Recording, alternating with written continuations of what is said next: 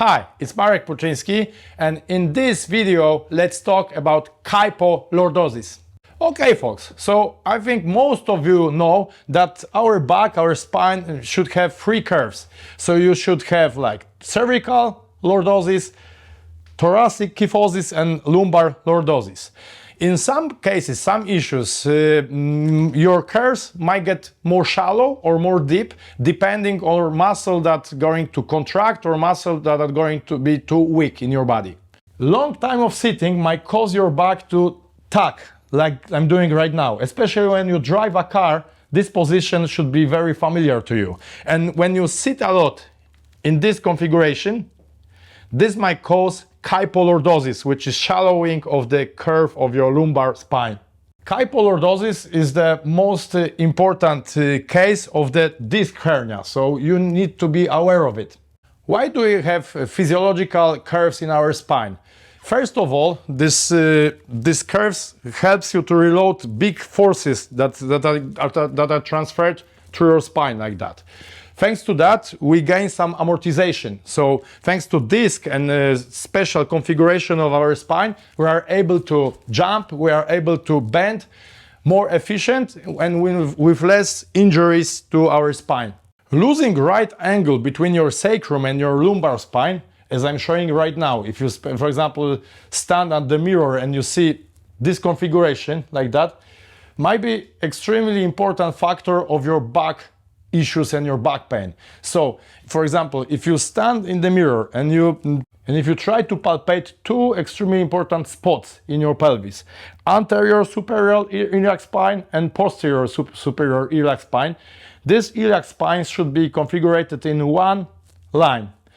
If you stand in this position where anterior iliac spine is located above your posterior iliac spine, it means that your pelvis is in the posterior pelvic tilt, and thanks to that, because of this, you lose your lordosis. So what's most important factor of this configuration, of this alignment of your body?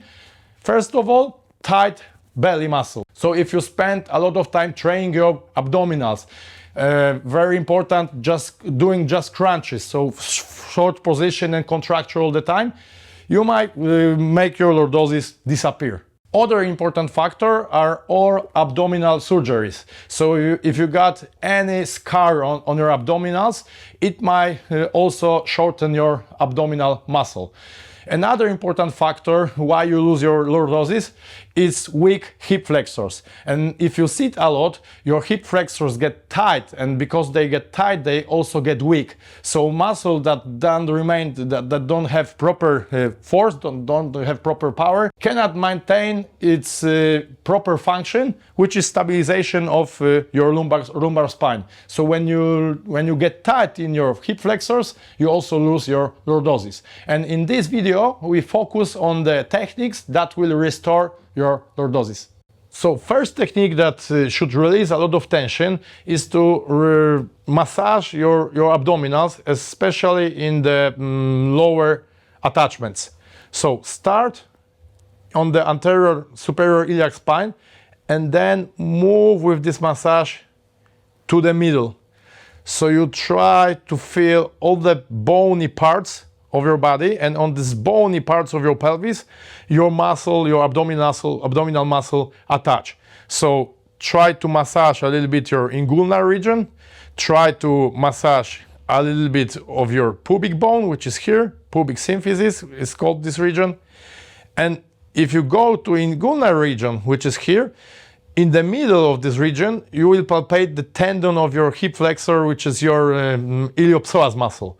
So if you bring little rubbing, like I'm doing right now, little pressure, like I'm doing now, when you rub like this, when you apply gentle pressure plus rubbing of the fascia like that, then you restore right tension in the lower attachment of your abdominal muscle. Another technique that you might apply is to try to move the superficial and deep fascia. So I try to pinch my fascia, like I'm doing now, and I try to move whole tissue, I try to move this tissue upwards. And if you have problems with if you struggle with that, it means that your abdominal muscle are tight. So very often what happens that you'll be able to move your skin downwards easily, but if you try to move it, to slide it upwards, it doesn't work as good as you wish to do it. So first start to massage like this, rubbing. Then try to stretch your skin, and by stretching your skin, you stretch your fascia. Superficial fascia attaches to deep fascia, so this technique helps you to stretch your muscle. My favorite technique to restore lumbar lordosis is to use pillow, round pillow like I'm doing right now. If you don't have such soft pillow as I'm showing you right now, you might use towel or you might use blanket, and you try to roll it to have something similar to this shape, but it should be a little bit soft. So I try to put it underneath my navel somewhere, and I try to extend my legs like I'm doing right now. I might extend my arms too, so I try to stretch my front of my body as much as it's possible. And if this technique is applied properly, I shouldn't feel any pinch, any painful sensations coming from the back of my body. I should feel only opening and stretching of the front of my body. This stretching might be located superficially or may be located deeply under the navel. And lying in this position, I try to breathe in. Especially as I inhale, I try to put the air to the lower ribs. And this should feel the sensation of stretching even greater. I release. And nothing happens actually. One more time. I breathe in, and I should feel stretching all over this place, all over this area. And try to remain in this position for between 3 and 5 minutes. It's a nice position to rest. For example, if you sat a lot at the computer, when you sat a lot in the car, so it helps you to restore your lordosis, but quite passively. So after finishing 5 minutes of lying of this position, remove this pillow and try to do exactly the same by using your muscle. So right now I don't use any more of the pillow. I try to squeeze my muscles, squeeze my back extensors, and I try to restore this position. What's important, when I arch my back as I'm doing right now, I cannot release my belly. So my belly should be a little tight, so it's all the time little exhalation. So I try to prevent over extension of my back. So it's slight extension, but not overextension. How will you be able to control it? If you feel any kind of pinching and if kind of tender spot in your body, it means you do it a little bit too hard. So it should be tension on the both sides of your lower back, and this tension is alright. So if you already feel this area and you applied some massage, you applied some positions or alignments to release tension, then be aware of your muscles. So one arm you might place underneath your back, like I'm doing it right now. Other palm is on my belly, and I need to feel both sides contracted. Both sides are stiff and are activated. So I have lordosis, so there is space between my back and the floor.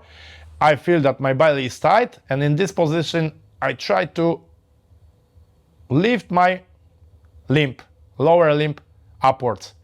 It shouldn't be painful in my lower back. I should feel some tension on the front of the thigh, and I should feel some tension on the front of my spine. No pain, just gentle work. And try to repeat it by 50 times. It's very popular, very common Pilates exercise, but very good for right posture and with posture with the lordosis. Little bit harder option is trying to lift both legs in the same time. But watch me once again.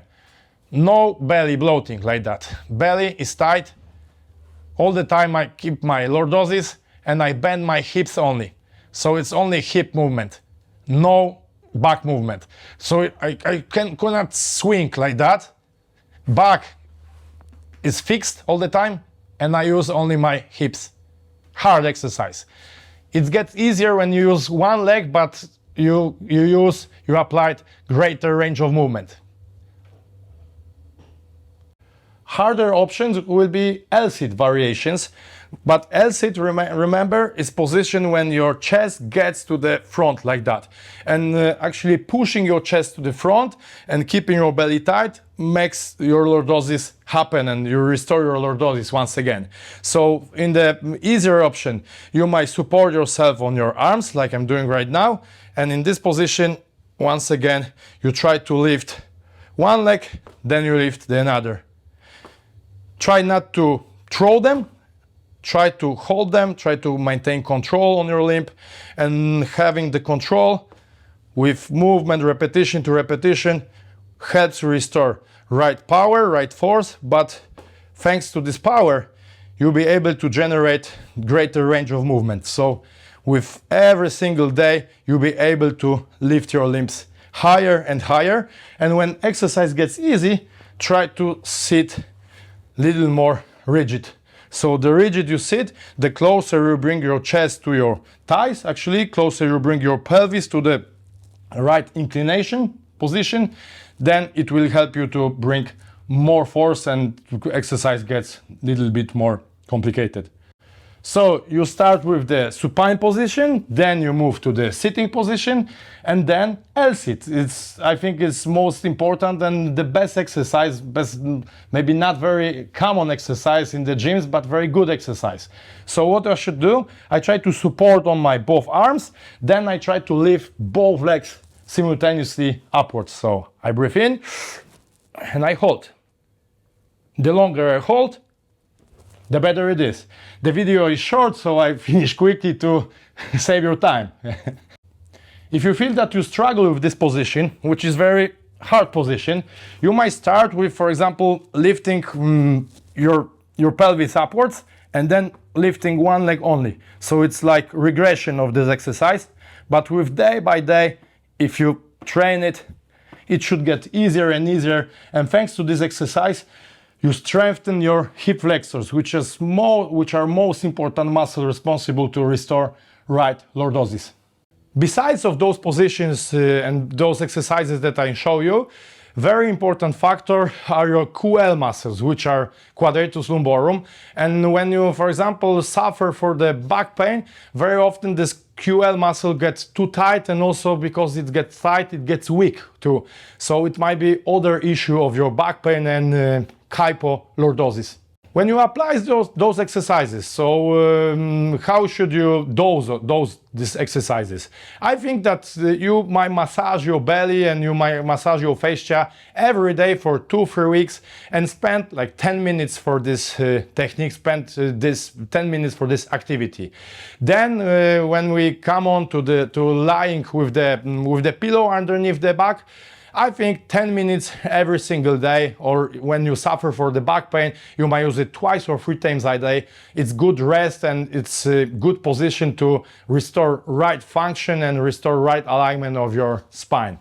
When it comes to exercises, every 2 days, I think it's good to apply 5 to 10 minutes exercises. Obviously, you make them in a sets. But remember, your hip flexors are very endurance muscles. So making like 5 or 10 repetitions on each set, it's too less for those muscles. It's very important when you don't use any weights for these exercises to train for 20-30 repetitions. And for example, when it comes to L-sit or L-sit regressions, I think it's good to have your muscle in 1 minute twitch. But this 1 minute, it's very hard to keep your muscle in twitch for 1 minute. So you might divide this 1 minute for example, 10 periods, 10 6-second periods, or you might move for 12 5-second periods, 20 30-second periods, but you try to gain like 1 minute of work in each single set. It's good amount of work, and then this factor will be obviously felt in your nervous system.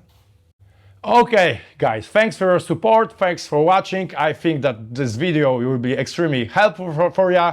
To support my channel, please leave a comment. I have plenty of videos in Polish language. Some of them are with English subtitles, so you might move to that.